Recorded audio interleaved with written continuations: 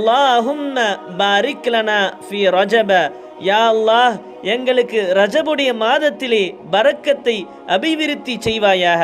வ ஷஅபான, இன்னும் ஷஅபானுடைய மாதத்திலேயும் பரக்கத்தை அருள் புரிவாயாக. வ பல்லிக்னா ரமலான, ரமலான் மாதத்தை எங்களுக்கு அடைய செய்வாயாக என்ற துஆவை பெருமானார் ஸல்லல்லாஹு அலைஹி வஸல்லம் அவர்கள் ஓதிக்கொண்டே இருப்பார்கள் என்று அனஸ் ரலியல்லாஹு அன்ஹு அவர்கள் அறிவிக்கக்கூடிய இந்த ஹதீஸ் தப்ரானியிலே பதியப்பட்டுள்ளது. பொதுவாக பரக்கத் என்ற அரபு வார்த்தைக்கு அருள் வளம், அபிவிருத்தி, நர்பாக்கியம் என்ற பொருள்கள் இருக்கின்றது.